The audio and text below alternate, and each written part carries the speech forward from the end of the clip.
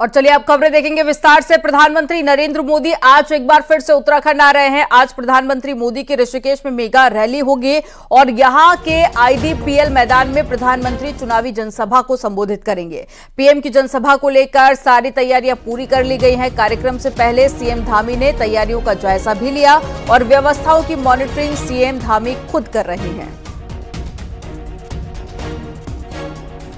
तो आज ऋषिकेश में पहुंचेंगे प्रधानमंत्री नरेंद्र मोदी, जिसको लेकर तैयारियां जोरों पर है। और साथ ही कल मुख्यमंत्री पहुंचे थे, तैयारियों का जायजा भी लिया और साथ ही कुछ अधिकारियों को निर्देश भी जारी किए।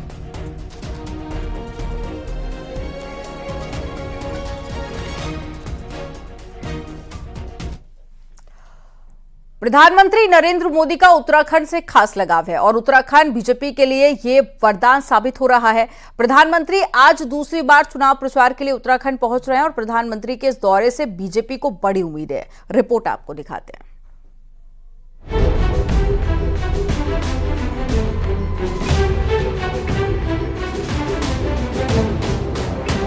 गुरुवार को प्रधानमंत्री नरेंद्र मोदी तीर्थ नगरी ऋषिकेश में होंगे, जहां वो चुनावी जनसभा से 3 लोकसभा क्षेत्र हरिद्वार, पौड़ी और टिहरी के वोटर्स को साधने का काम करेंगे। पीएम का ऋषिकेश के साथ आध्यात्म से भी करीबी रिश्ता रहा है और पीएम मोदी उत्तराखंड में आध्यात्मिक यात्राएं भी करते रहे हैं, चाहे वो केदारनाथ हो, बद्रीनाथ या फिर कोई और। अब बीजेपी को प्रधानमंत्री मोदी की जनसभा से बड़ी उम्मीदें हैं। मैं कह सकता हूँ कि हृदय से वो संत है और यहाँ की देवभूमि के प्रति उनका आकर्षण है और यही कारण है कि उनका बार बार आगमन होता है। वो बहुत कुछ यहाँ के बारे में जानते हैं, समझते हैं, इसलिए यहाँ के विकास पे भी अपने आप को केंद्रित करते हैं। विशेषकर अध्यात्म ने उनको यहाँ प्रभावित किया, क्योंकि उन्होंने अपने यौवन काल में यहाँ पर अध्यात्म की शिक्षा ली। उत्तराखंड से पीएम मोदी का पुराना नाता है और जब 2001 में पहली बार उन्हें गुजरात का मुख्यमंत्री बनने के लिए कहा गया तो उस वक्त पीएम मोदी बद्रीनाथ में थे और फोन कॉल आने के बाद ही वो दिल्ली रवाना हुए। लिहाजा पीएम से बड़े वादों की भी यहाँ उम्मीद है।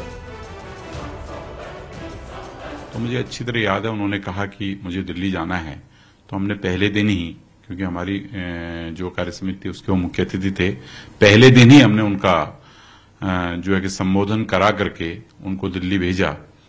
तो दिल्ली जाने के बाद कुछ ही दिनों बाद वो गुजरात के मुख्यमंत्री के रूप में उन्होंने शपथ ली। पीएम मोदी की जनसभा को ऐतिहासिक बनाने के लिए बीजेपी पुरजोर कोशिश में है और लाखों की भीड़ जुटने का दावा किया जा रहा है।